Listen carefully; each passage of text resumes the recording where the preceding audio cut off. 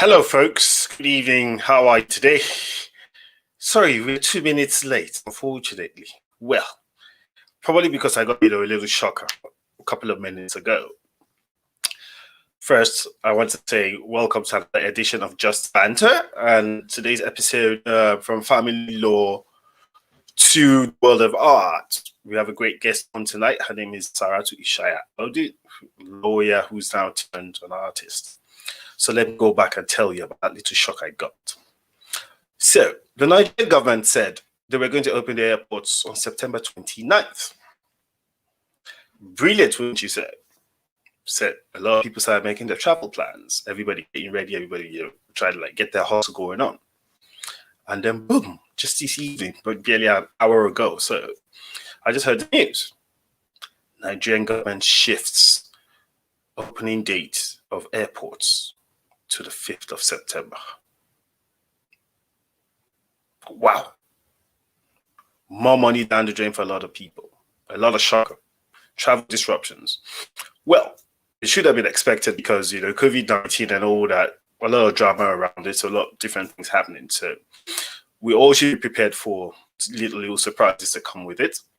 Things happen, A lot has been happening, in the past couple of days that we haven't been with you, that we've been off air. There's been protests, in Liberia on the incessant cases of rape. We're very passionate about that particular cause, and we're very glad that the station that we have a relationship with in Liberia, Cool FM, of Liberia, that is, not of Nigeria, have been on the matter. They've been driving and giving constant coverage to the matter. They're supporting us as well and all that. They're expecting the artist TY that sang the song No Excuse to make a statement somewhere down the line about it, to tell you how much it's gathering steam. It's been on for about 3 days now, and a lot of people are making a lot of noise about it. This pandemic of rape has to stop. We have to protect our women folk. We have to make sure that our women are safe and sound so that we can have healthy, great nations. Then on a lighter note, there was an issue earlier on this week where a former minister lambasted a journalist. That Nigerian balance. Do you know who I am? Everybody tries to intimidate you. Everybody tries to put you in, in a little box and try to make you feel like you're not worth, what you truly are. A professional is a professional regardless of whatever it is that they do, whether it is a case of they have a professional degree or a professional certification. We all have to try to give mutual respect. We have to respect people no matter what, their profession or their occupation is in life.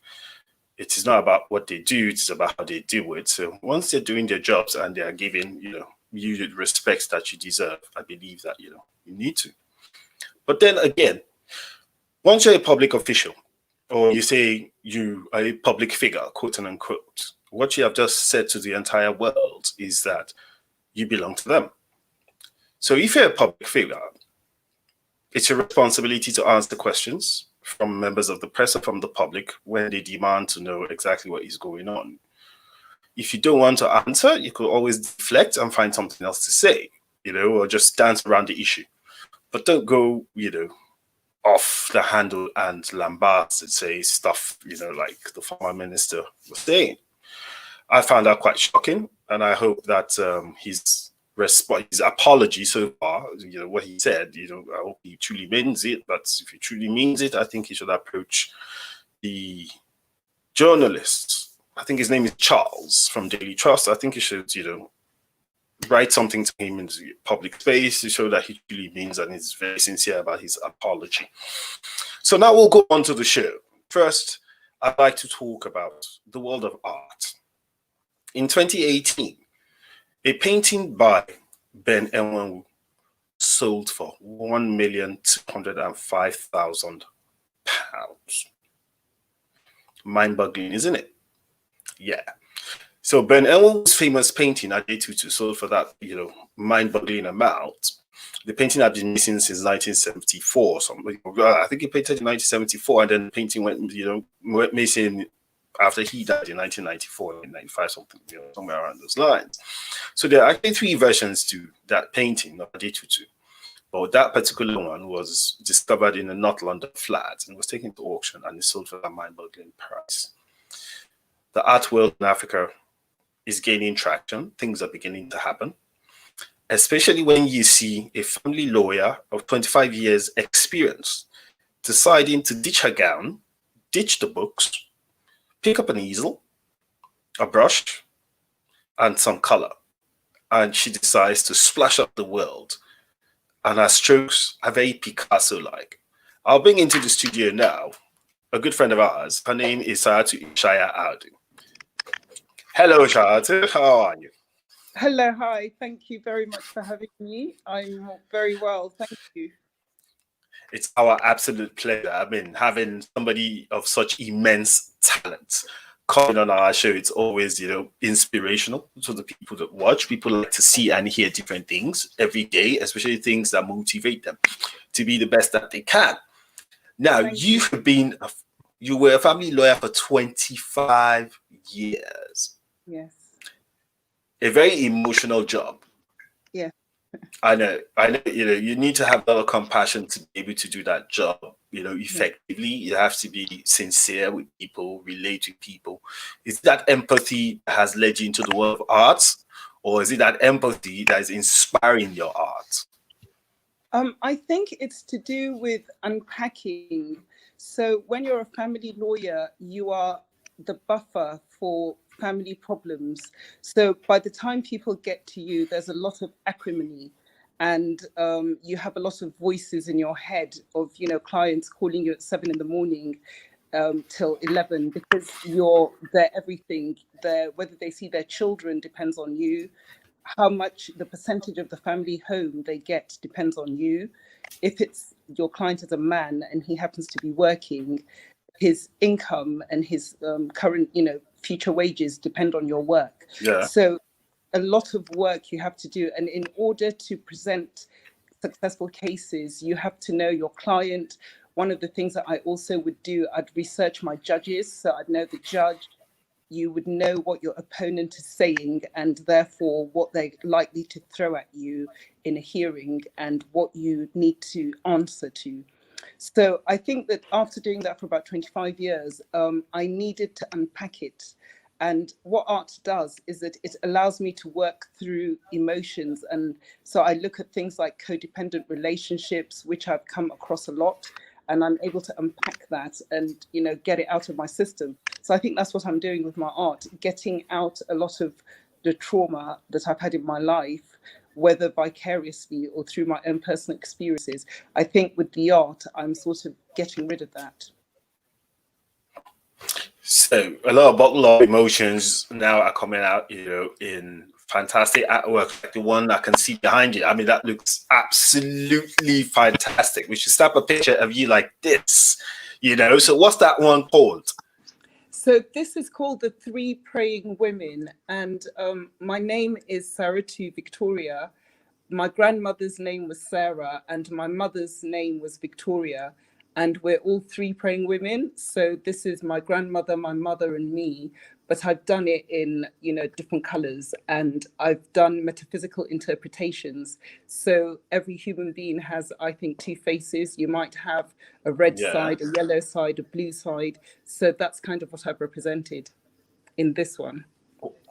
Wow, that's amazing. Thank you. This one here, I did this last night. So this lady was supposed to be a woman who was suffering, and this is represented by the devil. And she has a choice. Either she can continue suffering or she can wake up spiritually. So this was supposed to be in a bedroom, and her bedding was blue, and I was doing the background yellow. But the background didn't look very pretty to me. So I put clouds, and this is something that happens to me a lot. When I finish the painting, I think, oh my God, I did that. I somehow managed to introduce lighting. I've done the reflection of the moon. And I do this without actually realizing what I'm doing. So that for me is what's really exciting about my art. The fact that it's an innate ability that seems to be just expressing itself. So when you said that you did that last night, I'm a bit taken aback because I'm trying to figure out what you meant by you did that last night. Was it a case of you finished it last night, or you actually started yesterday and finished it yesterday? I started the day before yesterday, so I generally start the day before and you lay a foundation because I use acrylic paint. So with Right. acrylic, you have to put layers. So you can see there's a layer yellow, there's a blue, there's a gray. So you build up layers with acrylic. So if you do it quickly, you lose the value of the acrylic. So the best thing with acrylic is you let it dry.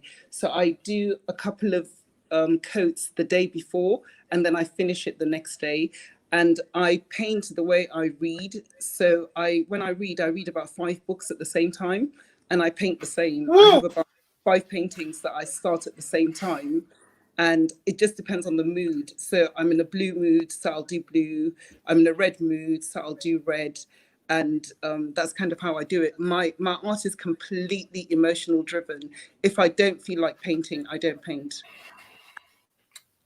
That's wild. 5 books at the same time, and then you paint several paintings at the same time as well. I think the Yes. best I've ever done is 3 books at a time, and even those 3 books at a time, sometimes I get a bit confused. I'm not that smart, so I just try to that's a lot. 5.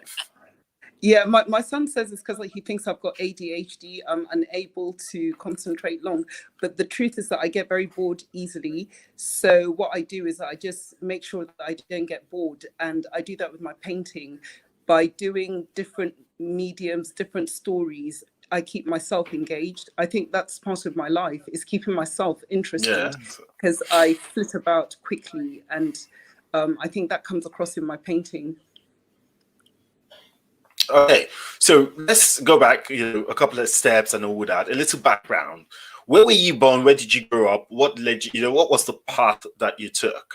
Because you see, a lot of people don't realize that the most successful people in the world have changed professions on average of 10, 11, 12 times before they arrive at their comfort zones and then they start earning, a decent living, or they become quote unquote successful.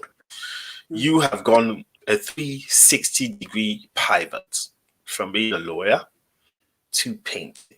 So can you give us a little background? Let us know, where did it all start from and how did you get to this point? Okay, so basically, I think as a child, I was always interested in creative things, but I came from a family where my father was a doctor and medicine was quite important. So if you had the ability to do medicine or to do sciences, it was preferred. So when I was doing my O levels, it was called O levels then. I think my school offered like 9 that you could do, but I did 14 O levels. My father arranged for me to do exams in the 3rd, 4th, and 5th year. So that way I was able to do French, German early, English language and literature early. So because of that, because I had to fit in so much academic stuff, I never did art. And then when I was doing my A levels, I wanted to do things like politics and philosophy. But again, my parents felt that that was very soft. And I agree with them, actually, because in those days, you really did need to have hard, core talent, skills. So for that reason, I was kind of led to do medicine. But I ended up doing law because doing medicine meant that I had to live at home, and I didn't want to live at home for university. So I got a place in Clearing to do law. But that choice of medicine stroke law was made for me. I had actually got a place at the Central School of Speech and Drama. So I think what's happened is that I've now brought up my child, who's now 31, and my financial responsibilities in respect of mortgage, children, that's kind of ended. So I've had, for the first time in my life, I can actually do what I want, because I don't have to earn money from work to keep myself. I've now bought a property that is income generating. So that is where I'm at. And I think that's what's given me this opportunity to do this. Then the second thing is that what kept me doing this is in January, I just went to do art. I just wanted to have 4 canvases on my wall. So I went to an art night. But when I finished, I was quite surprised. I put it on Facebook because I was really excited. I was like, oh, I did this. So I put that on Facebook and someone bought it. And then I went to another art night and someone bought it again. So people just kept buying my art, and I kept not believing that I produce that art. So I kept doing it. And I've now, I think I started in January, I've now done over 310 paintings, and I've sold about 70. My eyes are popping.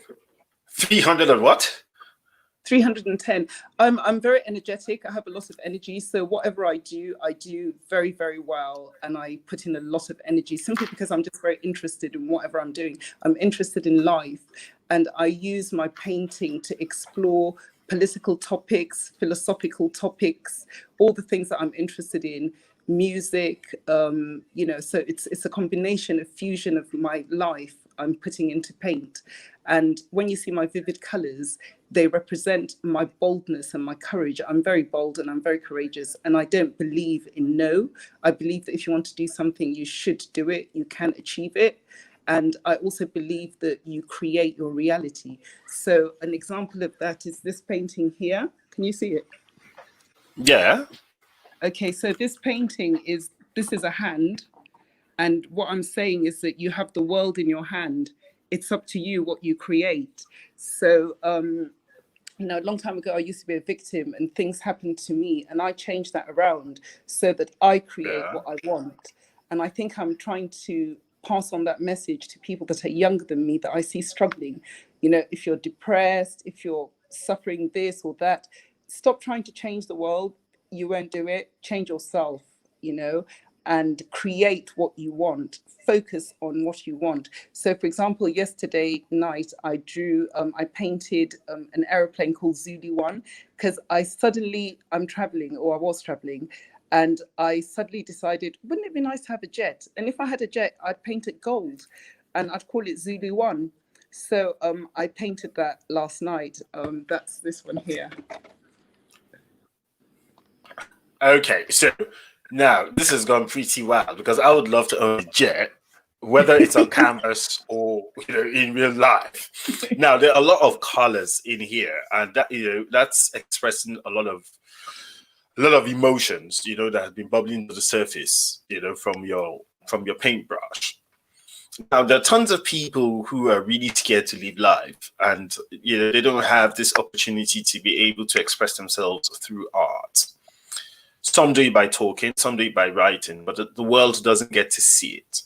Where did you get the courage? You did say you were courageous, but where did you get the courage to be able to make that sharp pivot? I think that I was just born with courage. So I'll give you an example. If you know the subprime mortgage problem with Lehman Brothers. So I had a Lehman Brothers mortgage. Yeah, Lehman Brothers, I'm the only person I know who successfully challenged Lehman Brothers, and they paid my whole flat.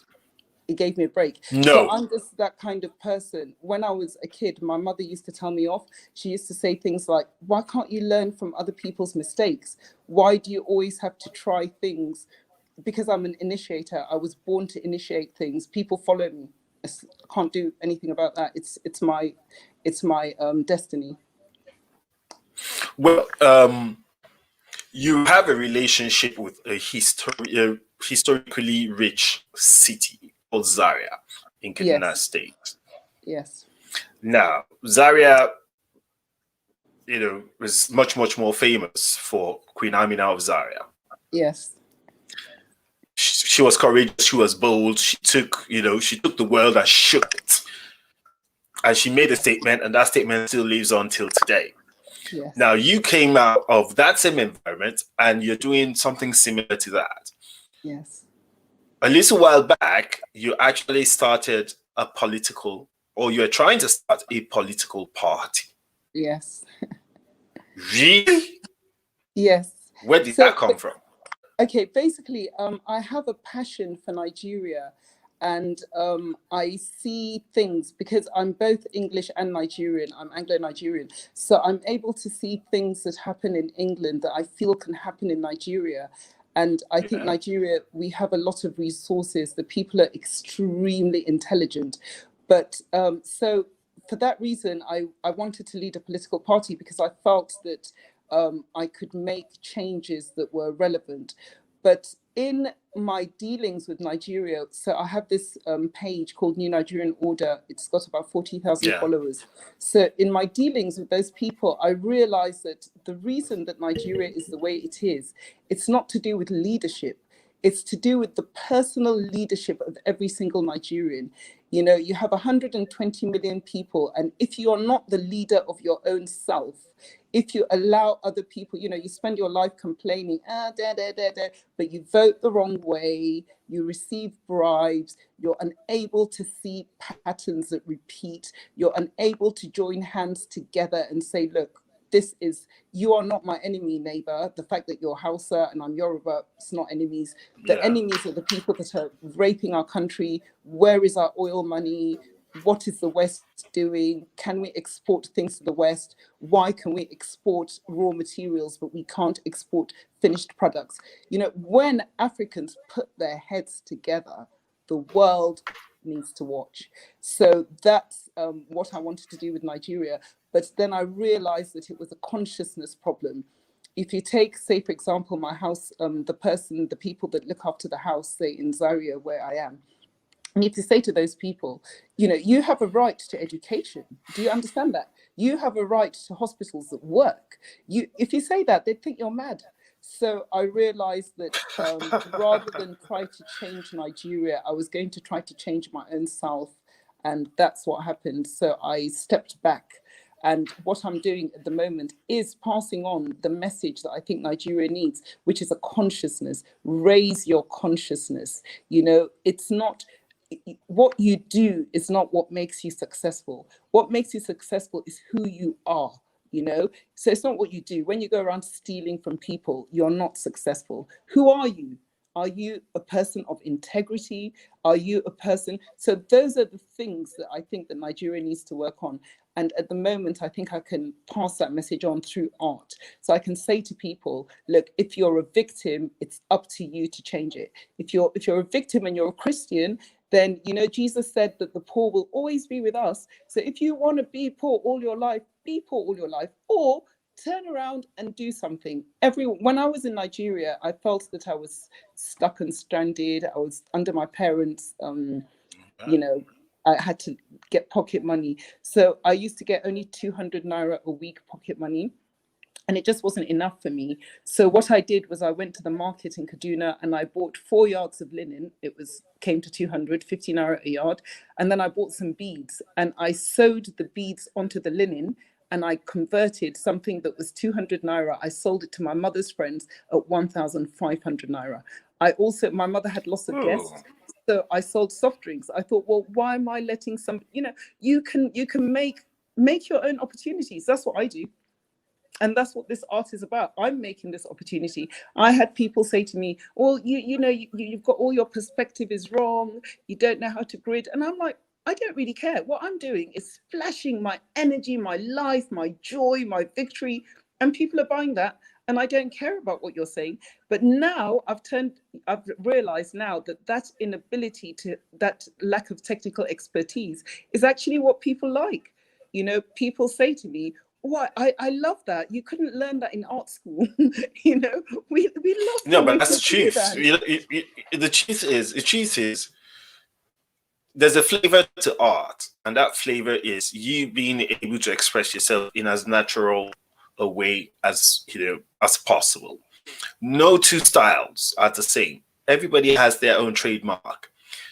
But a lot of people just seem to think that everything must follow a particular path. Everything must be tailored to fit the general public or the generality of people and stuff. But I'm not a believer in that. I always believe that for you to be an individual person, you're unique in your own, your own attributes. So why can't you just do your own stuff and then let the world, determine if you've done well or not? So what I've seen you do so far is I've seen you pick up yourself, go through a couple of challenges, and you're turning it around and doing things. Now we're going to go on a short break, and then you're not going to tell us how are you making a business out of the world of art. So we'll be right back right after this message. Okay, thank you.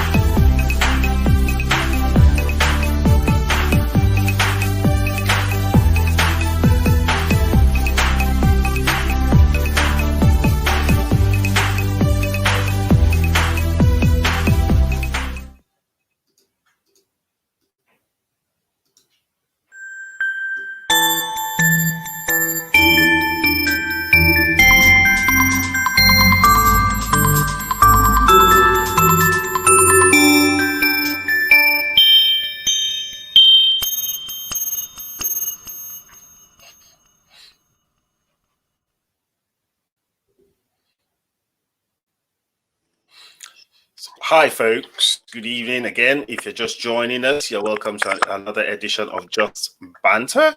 And today we are with an esteemed guest of ours, a good friend. Her name is Saratu Ishaya-Audu. She is, or should I say, she was a family law practitioner, and she is now an artist. Yeah, you heard right. After 25 years. So if you're just joining us, you're going to catch some of the most interesting parts of it. So Saratu, now, there's we were talking earlier on, about a painting by Ben Nwonwu. Let me see if I can find that, that painting. Now, that painting by Ben Nwonwu sold for £1,205,000. It's beautiful. So viewers, that's the picture. That's the the picture of the painting. The painting is called Ade Tutu and was painted by Ben Nwonwu. It is a portrait of Ade Tutu, a daughter of a former or a late Oni of Ife. Ade Tutu disappeared. Nobody knew where she went, and that is the story behind that painting that made the painting super famous. Now, most of the art that you see anywhere in the world, there's a story behind it, especially the ones that sell for so much. How are you making a business out of art? Are you able to generate the type of income you used to generate before, or is it the case of the passion is keeping you going? How are you surviving all of that? Okay, I think that I've been very, very fortunate because I've been, basically selling. So, I've been fortunate. I also have, supplemental income, but I do have enough, I think, sales and interest to keep me, fed. So that's working that way. But my plans are to expand. So I will be doing textiles. I also do wearable art and jewelry. So I've been selling jewelry as well. These are all skills that I've taught myself. So I'm not worried about money. I see myself, I really do. I believe that I have $100 million painting in me. And that's why I'm painting a lot, because it's going to come out. It's there. I know it. I know it. So when you say $100 million painting, okay, so there's one of your paintings that I saw, and that one shook me, and that's the one that happened to be behind you when we were talking earlier on, which was the praying women, or was it the three praying women? Yes, these ones. That one, that is a very, very striking piece of art. Thank you. Very striking. Thank you. I went to your website and I had a good look at it, and I also took a look at the prices, of some of the art and all whatnot. Now, viewers, if you're watching, I would advise you, and this is not a paid marketing campaign, in case you want to know. And there's no affiliates, links, or whatever. This is just the way it is. Go to Saratu's website and have a look at what she has there, and get a shock at the prices that are there. Saratu, I see some of your paintings are £150, some £250. Yeah. And we're here talking about Ben Nwonwu's painting going for £1.2 million. Yes. On the average in the market, if you want to buy, a painting of Ben Nwonwu's, you're talking about between 15, 20, 30,000 to £80,000 thereabouts, some £300,000 on the open market. Now, a lot of our parents didn't want us becoming artists because they felt, artists always suffer. They always had to wear, trousers that would not touch the ground. They were always hungry. They always had to beg their friends and family for food. Now, how do you market your art successfully? That you've been able to start painting in January, and then you've sold, how many paintings have you sold so far? About 70. But like you said, they're not expensive. That's probably one of the reasons I've sold a lot. They're cheap. But I tell you what I'm doing.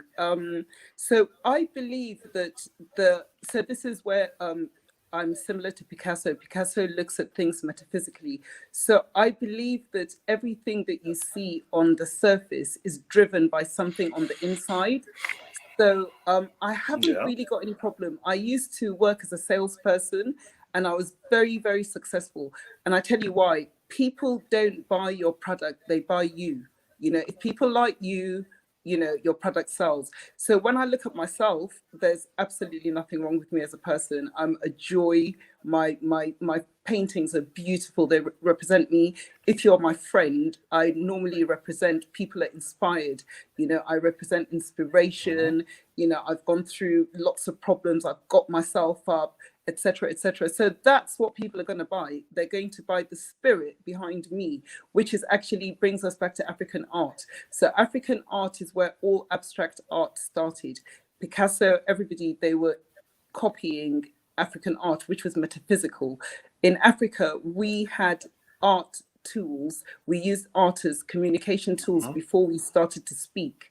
And if you look at a lot of our drawings where you see, you know, a big head and a very small body, now that's abstract art, where you're saying that the relationship that you see is not what you're representing on paper. So Yeah. we ignored that until people like Picasso came along and they said, bollocks to the rules, we're going to do it that way. And that's the resurgence of African art. But we actually started all this abstract art, and I'm going to be continuing it. Now I mean, that's absolutely fantastic. So somebody just threw me off now because he made a comment. You know, they gave us another expose about you while we were on air. You know, and that's thrown me a little bit further. You know, because initially I'd said, you know, I was, you know, thrown over your mind-boggling energy, your mind-boggling achievements. A lot of people think that having 10 cars, having 50 houses, that's being successful. A lot of materialism has been sold into the African consciousness. A lot of Yes, people really don't understand what it means to be successful anymore. yes, My own father used to say to me that if you have a roof over your head, you have a profession, you earn an income, you have a wife, you have children, you are successful. There was nothing to it. There was just no other way to quantify it because you've gotten the things that you have control over and you've gotten the things that you did not have control over. So how else can you say that you are successful? Now, Saratu, you have showed us that you're a genius, so to speak. thank you. I don't know if that comes from your academic background because if I remember correctly, your father was my VT when I was in Ahmadu Bello University, Zaria, at Oh, some point. really? Oh Wow, yes, are you Professor that old? Ishaya-Audu. Are you that old? You'd be surprised, you know. Well, you But don't. anyways, yes, I know. So the expose that was given to us is you have a talented mind. His name is Jawadi Kila. He says you have a talented mind on Oh, tonight, and I've had a chance of rubbing minds with her. She's a bundle of energy. She also plays musical instruments. Oh, really? yes. Musical instruments. What kind of musical instruments do you play? Well, I've had an electric guitar for probably about 40, 45 years, and I'm only just learning to play it. But the thing about music is that I play by ear. So I don't read music. I have done musical courses ages ago, but they were classical music. So, you know, learning individual notes. Whereas when I play, I'm playing chords. So when I do that, I don't know what I'm playing, got no clue. I just can follow it. I just, you hear a note and then you Yeah. know that the next note has to go up, or you know it has to come down. So that's kind of, you know, I'm going to give my music a good shot at some stage, and I believe that I'll have a hit record as well. So I think that while I've had to work for a living, you know, it's been very difficult to explore all the enjoyable parts of my life, like music, art that I've just discovered. But I think I'm now going to be able to do those things. Electric guitar for 40 years plus, Yeah. and then you practice law, and then a political party, Yeah. and now art. I mean, when are you writing, you know, a book about yourself? I think I need to read that book, to be honest. When I'm famous. But you're famous already because I didn't know, that Saratu was a painter. As a matter of fact, I've only heard of Saratu over the issue of a political party, and then she disappeared for a while. And then the next thing, somebody calls me from Nigeria, and he's like, "Habib, have you ever heard of Saratu Ishaya-Audu?" I said, "That name sounds familiar, but I can't say I know the person." Said, "You need to buy one of her works now because Wow. that's an investment for the future." Wow. And I was like, because I'm a collector as well, I love arts, so I was like, really? How come I've never heard of her as a painter? He said, just call her now or go to her website now. And the way he was saying with so much conviction. And I was like, okay, Oh, this, should be worth checking out. So I did. Went to the website and all whatnot. While I was, checking out, your background, web, Facebook, and all that, then it struck me. Your brushstrokes, there was a lot of emotion behind it. okay. And that was why, I kept asking, what is the story behind your painting style? Because nobody paints the way you're painting, except there's a lot of emotion bundled up inside. They're trying to get, some people is a case of they're exercising themselves. For some people, they would say, they can't express themselves adequately. So those are the people that, a lot of people find in the autism spectrum. So when they're expressing themselves through art, it's furious. Your strokes are furious. So that's why I was, a bit shocked when I was like, did you say you painted that, yesterday? Or was it a case of you finished it yesterday? For you to have done 700 paintings this year alone, I mean, we're in August. We're almost done with August. We're not in September yet. You've done over 700 paintings. You've sold 10% of 300 paintings, sorry. 300, yeah. And you've sold what? About 70. Yeah. And you sold 70. Yeah. That's roughly 1/3 of the amount of paintings you've done. Yes. This year alone. Yeah, that's actually what kept me going. I think if I wasn't selling, I would have just thought it was a hobby. But it's people on Facebook kept saying, wow, that's really good, and I thought, my God, I did do that, but maybe it was a fluke. So I'll try it again. But like I said, the most fascinating thing for me is the fact that I'm teaching myself. I don't know what it is. I sit there and some power just shows me how to do things, how to do shadows and light, things that I think normally I would want to go to art school to learn. I just seem to be doing it by myself. So that's given me the confidence. So yesterday I bought some books. So I bought some books on expressionism and impressionism, not to necessarily learn a new way of doing things, but just to expand my ideas. So for example, as I'm looking at you, if I was to draw a painting for you, for example, I would put you in the piano behind you that I can see, that grand piano. So I would put me probably playing the piano and you would be somehow in that piano and the legs of the piano, and I would use the piano as you. That's how I do. So my art is very intelligent. So your perception is totally abstract. Yeah, and it speaks to you. So it will speak to you again tomorrow, because so somebody that knows you will think, there's a piano in his whatever, and he's facing somebody, he's interviewing somebody. I'd put speakers somewhere so there'd be symbolism that would let you know what was happening, but you'd have to look for it. So it's not for lazy people. So the most talented people in the world always have something really special about them. So Pharrell, Pharrell is a famous musician. People know Pharrell for especially his hit song Because I'm Happy, and all that. Yes, I love that. Pharrell actually sees things in musical notes. Ah, wow. Yeah, so Pharrell is taking a walk, and then he's looking at a tree, and there's some breeze, and the leaves are moving and stuff and all that. What he's actually seeing is musical sequence. So everything comes to him in musical notes. Wow. So I believe that you have to be super talented to be able to see things from that fixed perspective.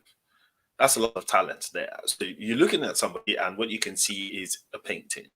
You're looking at something and what you can see is musical notes. You're talking to somebody and all you can think of is your profession coming to the fore and you being able to talk through it. Not as a professional, but just from a concise point of view. You're absolutely fantastic, Saratu. I don't know what else to say. I don't know how, but I'll ask you a question. Have you ever tried having a virtual pop-up shop? No, no. Not Why yet. not? You need to have an exhibition one of these days. We will take the time to make sure that we drum it to the heavens. Saratu is having an exhibition. We have your back. Fantastic. I'm going to let hold us know.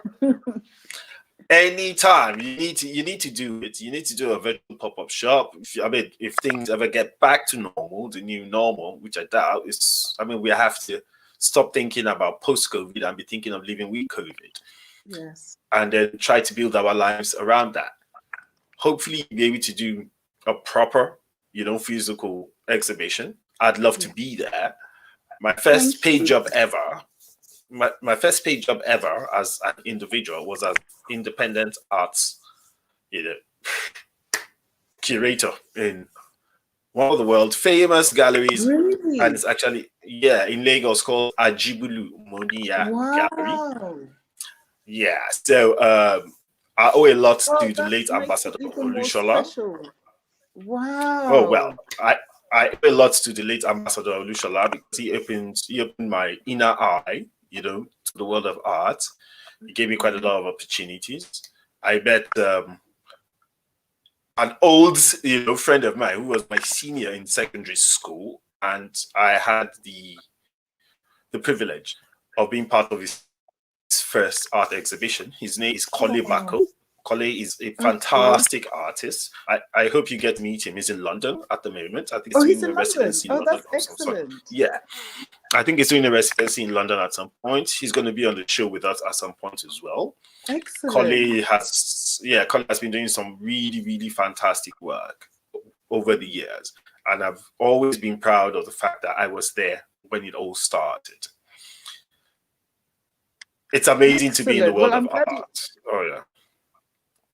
Well, Go ahead. Thank you very much for having me. And I'm glad that you were here where I've started, because another thing that I think excites me about my art is when I look at other artists and I sometimes have a bit of a complex, then I think, well, they've been doing this for like 30 years. So I'm not going to feel that bad. What would I be like in 10 years' time or in 5 years' time? So that's why I have very big dreams, because if in my first year I'm selling paintings 70, without making much of an effort, then I do think that something inside of me is going to come out in a very big way. And I do think that what I'm looking at in my head is selling at the same prices as Picasso. And the good thing is, the thing about, I sound mad, but people that make their dreams come true always sound mad. Well, the truth is, yes, they always do. They always do, because Henry Ford, when he was asked that, he had a conversation around his cars, and it was a case of, he said, if he had asked people, what would you have wanted? He said people would have said they wanted faster horses. Yes. Exactly. So sometimes, it's not about going with the grain. It's actually about going against the grain. That's the only way people can invent stuff. That's the only way people can, create change. Exactly. All around the world. It's quite interesting today. I was reading a book. Sorry. Yes, go ahead. So I was reading a book today about expressionism, and I found out that people like Picasso started this new style, expressionism, and it was because they thought that impressionism was a bit inferior. It was like acting like a camera. So it was like you look at something and you create the impression of it, but they wanted to look inside and express it outside. And at the time when they did that, it was like really frowned upon. But now Picasso's paintings are selling at 110 million, 140. But in the you will sell. You will sell. So yeah, because as of 2019, Sotheby's, had an exhibition, and what they were hoping for was, roughly around 2.2, 2.4 million pounds in sales, and it was for African art. But they trashed it. They made well over 3 million pounds. So African artists and African art is gaining traction all over the world. So in due course, you would have an exhibition and you would be selling paintings for 3, 4, 5 million pounds. And I'm going to be there and I'm going to say, I was there when it started. And guess what? I got a couple of that hidden in my house as well. These walls you see behind me, they're going to have quite a few of your works as well. It's been brilliant having you. It's absolutely fantastic. We're going to give you a gift. We're going to reach out to you and give you the contact of a sister company that's into marketing. They're going to help you to build up a sales funnel to help you drive up your sales. Oh, that's fantastic. I hope it works. Marketing is not an exact science. Oh, that's lovely. It's our gift to you, and like we said, we're supporting you all the way. So thank you. When you're coming up with your art exhibition, whether it's virtual or physical, we're there for you as well. Thank you. So it's been fantastic having you on that.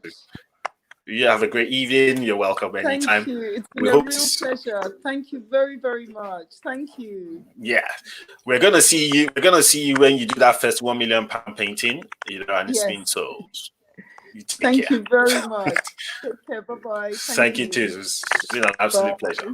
Have a great night. Yeah. Bye. So, pretty interesting, pretty amazing. A lawyer for 25 years. She wakes up and she decides to paint. She started in January and she's done 300 plus paintings this year alone, and she sold 70. What does that tell you? That tells you that you can wake up at any point in time and realize that it's never too late to pivot. You can always change whatever it is you're doing. Go after your dreams, try your best. Yeah, sometimes, you have to bide your time, because she didn't bide her time. She had to wait until the circumstances were right before she now decided to take up her passions.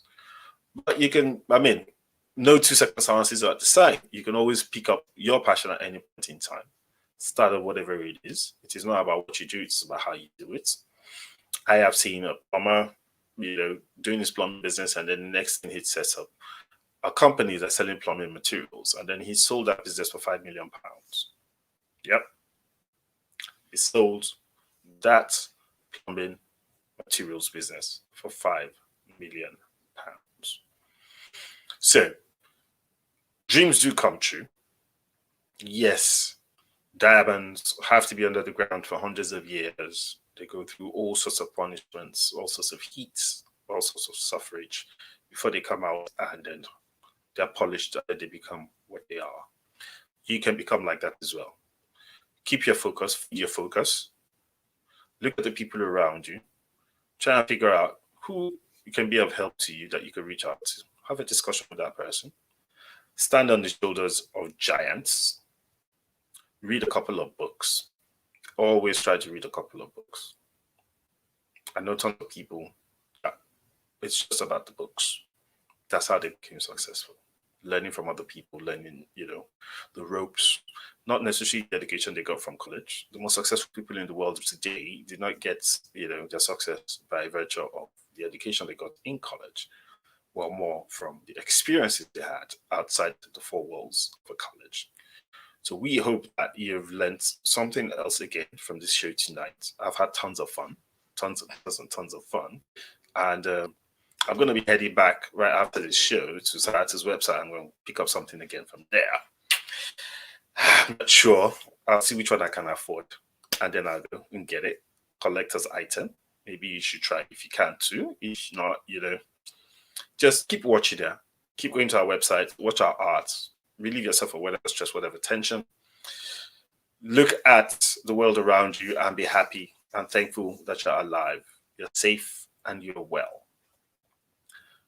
Our social messages, always before we go, we keep talking about the issue of rape. We say no to rape at every point in time. Remember that we said that we are supporting an artist who sang a song that has something to do with rape, and it's on your screen. The Say No to Rape campaign, and the name of the song is No Excuse. The official video is out, is on YouTube, so you can go watch it there to show your support, like, share, comment. Let other people know that you're supporting that campaign against what we call a pandemic of rape happening all over the world, especially in Africa. Why do I say it's a pandemic? 25% of women and 10% of men under the age of 18 in Nigeria have gone through some form of sexual exploitation. Yeah, so that's 1 in 4 women, 1 out of 10. And usually they're children, so they're very vulnerable. Nobody knows, what's going on, because a lot of the times they can't say. In some few instances when they can't say, because of the culture, because of the traditions, a lot of people keep it under wraps because they feel that there's a lot of stigmatization attached to it, and they do not want their children to be stigmatized. So they will not come out and report such cases. So these are just the statistics that we have so far, but we know that the figures are much higher than that. So we would appeal to everybody, that has some form of empathy in them. Support the campaign against rape. Let's protect our children. Let's protect our women folk so that we can have healthy, thriving nations. Because when you educate a woman, you educate a nation. So a woman that has mental health challenges cannot act at optimum, and that means there's a major loss for that society and for that country or environment, as the case may be. COVID-19 is still very real. Wash your hands. Maintain a safe distance. 2 meters is recommended space that you've been told to give to everybody else. Back people as much as possible. Back each other, so at least you don't breathe the same air. So recently we heard that even that 2 meters, which is 6 feet, is not enough, because sometimes when you sneeze, the particles go well 15 feet. Especially people that have noses that are like that. You know what I mean? But anyways, so wear a face mask wherever you can, especially when you're in confined spaces, whether you're going to a store, you're going to a hospital, you're going to school. Children are starting school now. Please don't say, children have high, whatever levels they're going to get COVID-19. It's happening now. They're beginning to see children, being infected with COVID-19. Please get them face masks. Let them wear it. Let's try and keep everybody safe. There's no such thing as post-COVID-19 at all. What we have is living with COVID-19 for now. So let's just keep our focus. Let's stay together. Let's try our best to live healthy lives. Go back to business. Let's make some money. Let's kick some ass. Time to go off air. Thank you very much. You guys have a great night. I hope that you've enjoyed yourselves the same way I have enjoyed myself. We want to say a big thank you to our guest tonight again, Saratu Ishaya-Audu, for taking up the time to come on board and share her story with us. We hope that will be, she'll have time to come on again when she sells that first £1 million, painting. You guys have a great night. Have a great weekend. We'll see you on Sunday. Have fun. Good night.